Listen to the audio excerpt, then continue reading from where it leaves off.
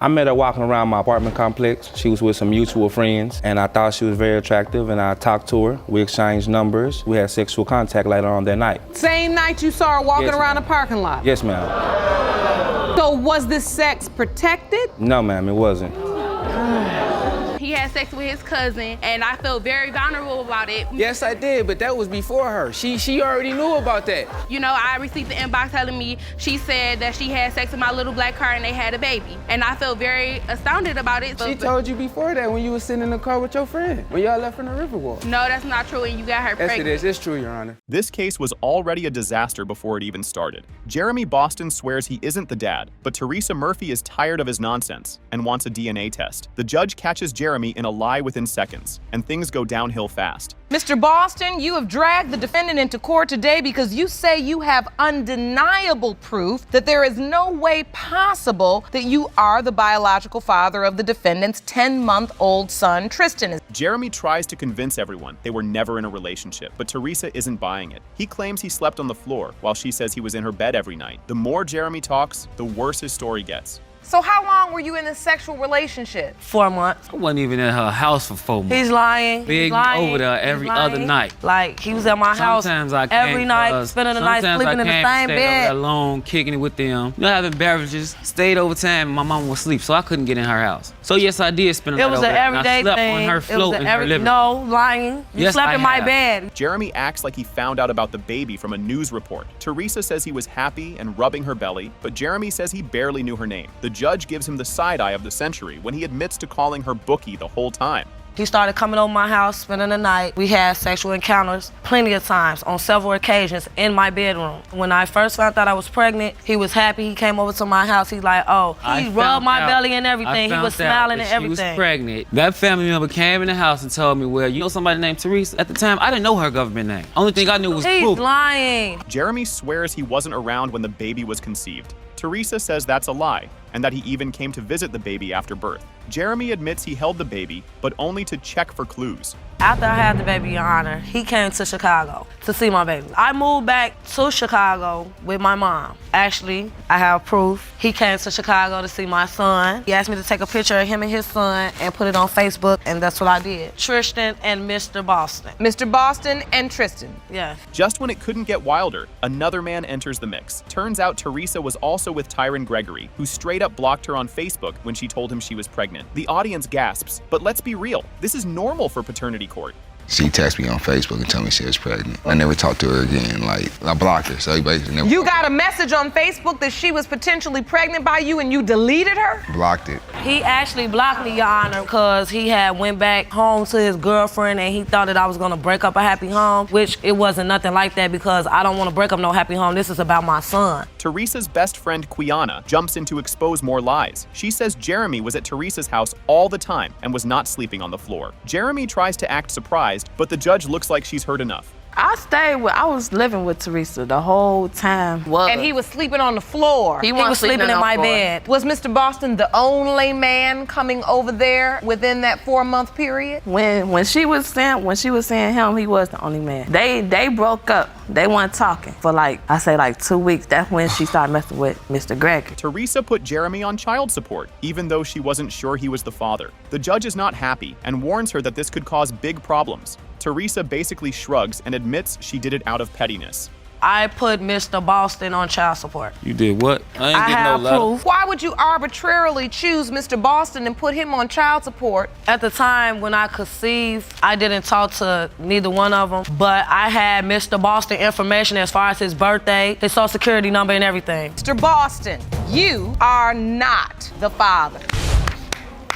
Buckle up, this drama is next level. Ms. Nesbitt sues Mr. Henderson for paternity, claiming he only buys diapers for their baby, Zian. He denies being the father, saying she was with the neighbor. Ms. Nesbitt, you are suing to prove to Mr. Henderson that he is the father of your 7-month-old daughter, Zian. You say that when the results prove you right, you expect Mr. Henderson to step up. Mr. Henderson, you claim your case is simple. You say Ms. Nesbitt cheated on you with her neighbor during the window of conception, and he is Zian's biological father. Things get weirder. Ms. Nesbitt says Mr. Henderson treats her other kid better than his own. He admits he doesn't want to care for another man's child, but he already is. Make it make sense. Well, he buy her diapers, that's about it. He doesn't do anything for my child, but buy her diapers. He does more for my 2-year-old son that he knows that's not his, than his own daughter. Because I feel that I shouldn't have to take her as another man's baby. I came into this baby's life and already knew he wasn't mine, but I had a possibility that she'd been mine, but she's not, so I felt kind of hurt. Plot twist. Mr. Henderson secretly signed the birth certificate, then lied about a DNA test. Judge Lake calls him out. But wait, the real cheating scandal is about to drop. So, Mr. Henderson, you did sign the birth certificate? Yes, Your Honor. Ms. Nesbitt that said, don't sign it just yet because it may not be yours? Yes, Your Honor. Your Honor, he even lied to his father and told him that he got a DNA at the hospital when he didn't. Well, honestly, Your Honor, because I didn't want him all in my business. Oh, Your Honor, that's a lie. He's not the birth certificate. He told me that he's not the birth certificate so he can have rights of the baby, so he can get custody of the baby. Ms. Nesbitt admits she told Mr. Henderson the baby might not be his, out of anger. Yeah, that helps nothing. The tension is thick, but it's about to get worse. She kept coming to me like, this not your baby, LaDon. Like one time After Zion was born? Yes, I came in the house one night drunk. I don't know if she was mad at me or not. She probably could have said it out of spite because I came in late. True. She get the argument, oh, she's not yours. That's why she's not your baby. She could be Mr. Ms. Brown's Nesbitt, baby. did you say that? Yes, Your Honor, I did it out of angry. I was really angry She when I said it said several times, Your Honor. Boom! She reveals Mr. Henderson slept with his own cousin. No wonder she had doubts. Judge Lake's reaction? Priceless. And trust me, it's about to get wilder. He had sex with his cousin, and I felt very vulnerable about it. Yes, I did, but that was before her. She already knew about that. You know, I received the inbox telling me she said that she had sex with my little black car and they had a baby. And I felt very astounded about it. She told you before that when you was sitting in the car with your friend, when y'all left from the Riverwalk. No, that's not true, and you got her Yes, pregnant. it is. It's true, Your Honor. Enter Mr. Brown, the neighbor. Ms. Nesbitt hooked up with him right after a fight. 2 weeks later, she was pregnant. The courtroom loses it. And Mr. Brown, he has his own version of events. Well, I doubted because we was having unprotected sex for a year straight, and all of a sudden I had sex one time with Mr. Brown, and I ended up getting pregnant 2 weeks later. Mr. Brown is The neighbor. your neighbor. Yes. Well, me and Mr. Henderson, we got into an argument, and it led in my apartment to him coming in, giving me a massage, and led off to me. Mr. Brown admits he flirted with Ms. Nesbitt, and they hooked up on her birthday. He plays it down, but it's a mess. Then, his story takes a weird turn. I first met her, she had moved to my apartment, been a couple doors down. I used to always flirt with her, to blink an eye at her, you know what I'm saying? Cause she was a cute girl, you know? It was just like birthday sex, that was about it. It wasn't more that she used to always hit me up and text me and all that stuff. I used to text her different names, like It was this just Tracy, one this time. Nancy. Your Honor, she's telling me that it's been going on longer than that. It was more than one. It was just birthday sex. Mr. Brown shows a picture, claiming the baby looks nothing like him. He even compares features like a detective. But the drama isn't over yet. These men have been beefing on Facebook.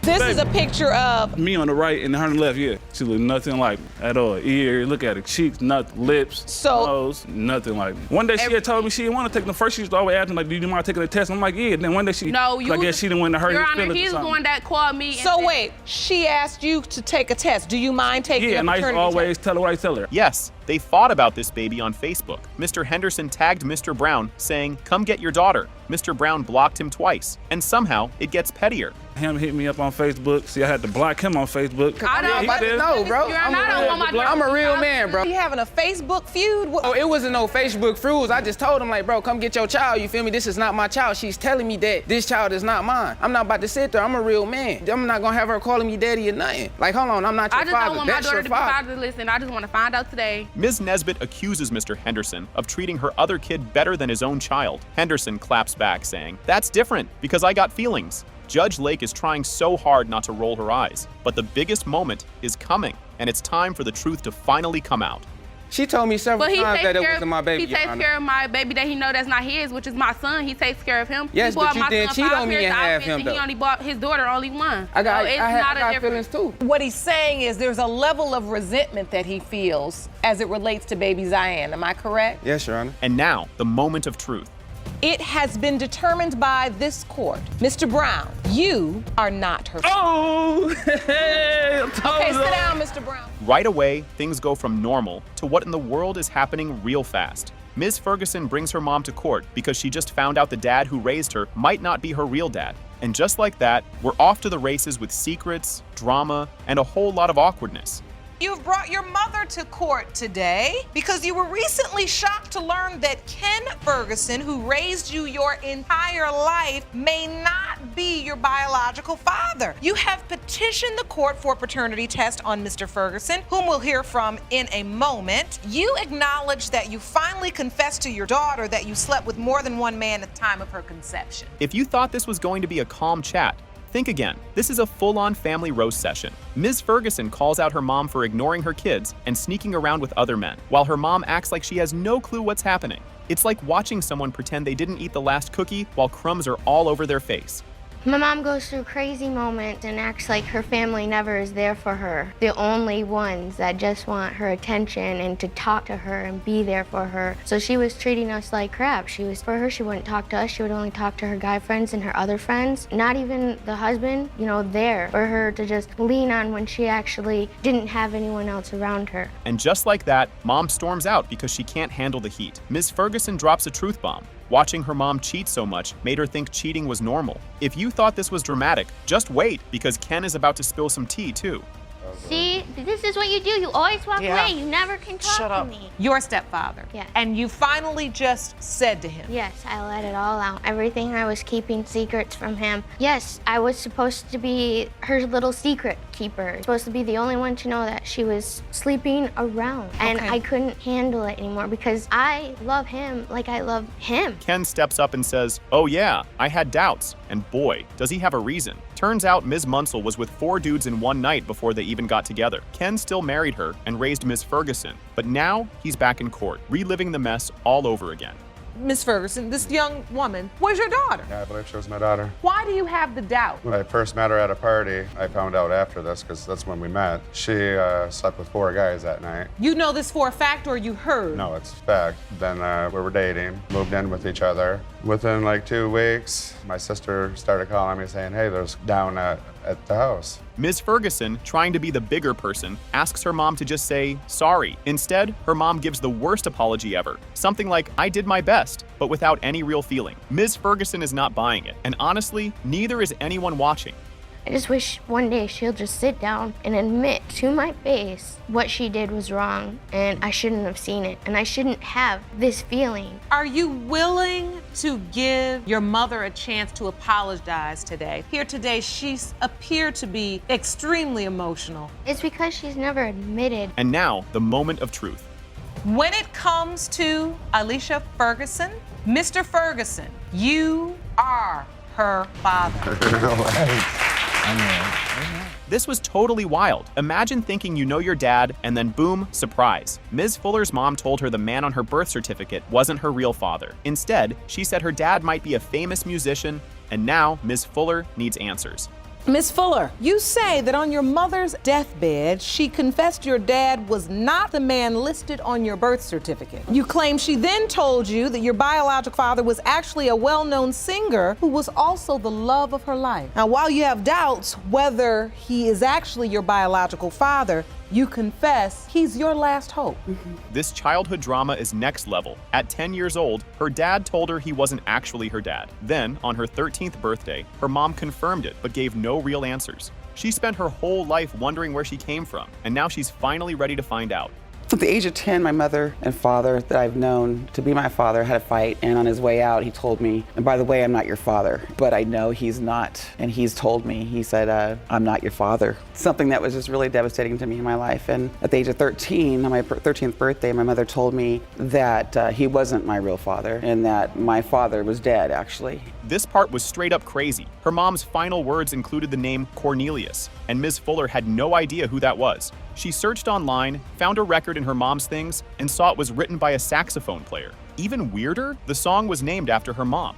So my mom, on her deathbed, she died about a year ago, less than a year. She told me that really my father is possibly Cornelius, and I said, Cornelius? I didn't know who that was, and she said, that's who I think your father is. So I went online, after she passed, I went online to find out who he is, that he was a saxophone player, he was a musician. This moment was intense. After tracking him down on Facebook, Ms. Fuller finally meets Cornelius in person. First thing she asks, can I hug you? They hug, the audience claps, and now it's time to find out if he remembers Lorraine.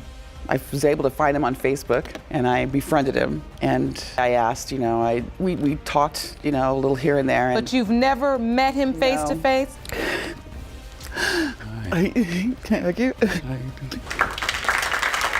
This dude is just like, oh yeah, I knew Lorraine. He says they met at a nightclub and fell in love, but their relationship was complicated. Then one day, she disappeared. Do you remember her mother, Lorraine? Yes, I was singing in a band at the time. That's where I met her at. When she came down to the club, I would take her home. She lived in the other part of town. I stayed in the ghetto, and she was white. This was unexpected. Years later, Cornelius tracked Lorraine down, knocked on her door, and they reconnected. And by reconnected, I mean they got real close with no protection. Now Ms. Fuller is wondering if that night led to her birth. That she was in San Bernardino. So me and my brother to the place I thought she was at, and I knocked on the door, and she came to the door. Was she single or was she married? Well, she was married. Was her husband home? No. So what happened? We just fell in love again. Fell in love again. Yeah. This could have been awkward, but nope. Cornelius's wife Melinda is all in and already considers Ms. Fuller family. She gets emotional and says she loves her no matter what. The DNA results haven't even come in yet, but she's already attached. I already got attached to Miss Fuller already, Yeah, I would like it to turn out for them, father and daughter. Yes. This part was heartbreaking. Ms. Fuller explains how she's always felt lost and unwanted. She never questioned her mom because she just wanted to be a good girl. But now, standing here in court, she realizes just how badly she needs the truth. I didn't know where I fit in. I just knew I was a good girl. I wanted to just please my mom, to please everybody around me. Never questioned anything. I never wanted to be in a place of a lonely state. I feel lonely now. All right, here it is, the moment of truth. Mr. Neal, you are not Miss Fuller's father. Oh. This case is already a mess, and we haven't even started. Judge Lake introduces Sousis versus Payne, where Ms. Sousis says Mr. Payne's mom made him doubt their baby girl. She wants his name on the birth certificate, but he's not signing anything without proof. Ms. Sousis, you have dragged the defendant into court today because you say it's his mother's fault he's denying your 10-month-old daughter, Aleliana. You claim when the DNA results prove he is the father, you want the defendant's name added to her birth certificate. The trust issues here are next level. Mr. Payne says Ms. Sousis is sneaky because she went to the movies with another guy and texted her ex. She fires back, saying he did the same thing. So what's the problem? The first day after we started talking, she went to the movies with some other guy, Facebook messages telling her, did something with another girl and you was just telling your ex you loved her, so what's the difference? You lying in court. I don't need to lie. Ms. Sousis, you did contact your ex? Yeah, I said I care for him. I never said I loved him. He told his ex he loved her, and I did go to the movies with a boy. For 9 hours. What movie is 9 hours? Mr. Payne was happy at first, then switched up real fast. He says the pregnancy happened too fast after they got back together, making him suspicious. His mom agrees and says, something ain't right here. What happened when you told him you were pregnant? He was happy for a minute. I don't know, I guess there we go with the DNA test stuff, so. I was happy and shocked at the same time, because I felt like it happened fast, because we had just got back together. After you got back together, 2 weeks. It seemed like right away, because the first time she was pregnant twice. The first time she got pregnant, I knew without a doubt it was his, because she didn't go anywhere. I couldn't get rid of her. Ms. Sousis is fed up with raising her daughter alone. Mr. Payne claims she chose to do it by herself, but she says he was just never there. The judge can barely get a word in because they won't stop arguing. I've been doing this for so long by myself. It's like, I'm just fed up. She didn't have to be alone. She chose to. That was on her. Who was there for me? Because I've been independent for so long, for so many years by myself. I was used to it, so it was like. Did you want him to be there and help you? Yes, I did. I'm confused as to why you didn't allow him to help you. We just argued too much around my daughter, and I don't want that all around her, so. Ms. Sousis says Mr. Payne comes and goes like a lost puppy. He swears he tried to be there, but she made it difficult. Then they start fighting over a stroller color, and the judge looks so done. And so for the past 10 months, you've been raising her on your own? Not on my own. Like, yeah, he comes in and, like I said, he comes in and out. I don't like that. If you're gonna stay out, stay out. If you're gonna come in. Like, if she knows you're dad, stay in. Like, if you need help and you want me to be there and you tell me no, what more can I do? All right, but when I ask you to help, how's it a problem? When you just asked, it's a problem. What did I do? Right? When you just asked, what did I do? The gossip in this case is wild. Mr. Payne says random people told his mom that Ms. Seuss's was moving around too much. She claps back, saying people love to talk, but it's all lies. There was another situation, I think I told you too, Lacey. A lady, her daughter goes to school pretty much with Lacey, and she was saying, oh, she talks to this guy and this girl and this guy. Like, just everybody. No one Everybody has gonna say anything they right, want. but no one has anything good to say. You know what I'm saying? Yeah. I know how that goes, but you understand that's my doubt. It's always something bad in me. I'm a hoe. I'm this. I'm that. But does anybody really know me? But when I confront people, nobody got nothing to say. Ms. Seuss's is mad that Mr. Payne didn't sign the birth certificate. He says he had doubts, and his mom told him to wait. She thinks that was just an excuse to avoid responsibility. You say that he's not on Aleliana's birth certificate. Yes, that's another reason why I didn't let him take her as much. Don't sign it if you have any doubts. Get the DNA test first. It's sad that it took 10 months It's sad, yes. for is it to sad. happen, but at least it can happen today. And if it is my child, I'm gonna step up all the way. Good. All the way. 100%. You don't gotta say good, because I know what I'm gonna do. The tension in the room is crazy. Judge Lake reads the results, and boom. It has been determined by Mr. Payne. You are the father. Thank you. I'm happy.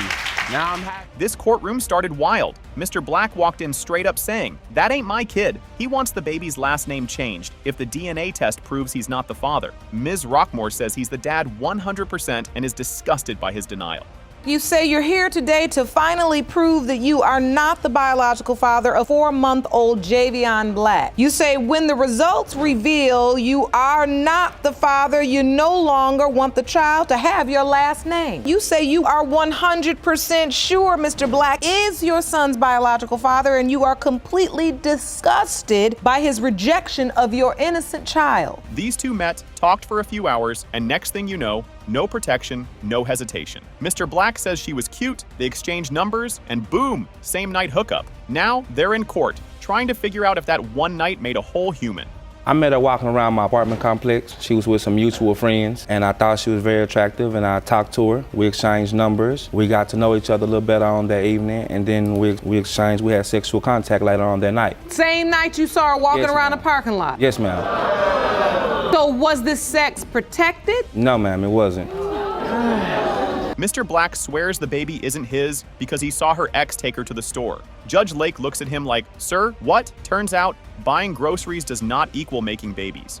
I'm doubtful because at the time I was there and I was talking to her, that period of time, I seen her ex involved with her. You saw her with her ex? Yes, ma'am. He walked past me while I was at her house talking to her, and he went and took her to the store. How'd you know it was her ex? I knew it was her ex because she told me. Ms. Rockmore told him she was pregnant, and his first reaction was, I don't believe you. She had to send a sonogram just to prove it was real. Instead of stepping up, he pulled out a homemade timeline like he was solving a crime.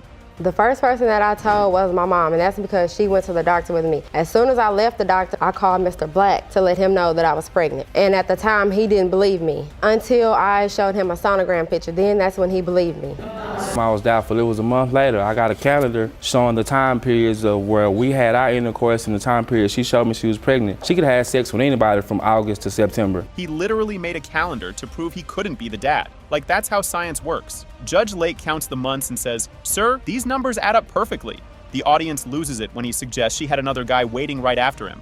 I'm trying to prove that he is not my child. It helps me in that way of showing you the time frame that we did have sex. She was on her period from the 21st to the 28th, and we had sex on the 30th one time. And she came to me on the 26th saying that she was pregnant. Between July and August and September 26th, she could have had sex with anybody. Claiming that the window of conception would have been between July 30th. Yes, ma'am. And then, plot twist, Mr. Black's own mother switches sides. She stands with Ms. Rockmore and says, that's my grandson. The audience loves it, and Mr. Black looks like he just got grounded on TV. You're Ms. Black. Yes, ma'am. And you are? I'm his mother. You are Mr. Black, the plaintiff's mother. Yes, ma'am. I'm his mom, and I am very disappointed and I'm outraged that he would go this far to bring this young lady to court to prove that's his son. The moment of truth, Judge Lake opens the envelope. Boom. It has been determined, Mr. Black, you are the father.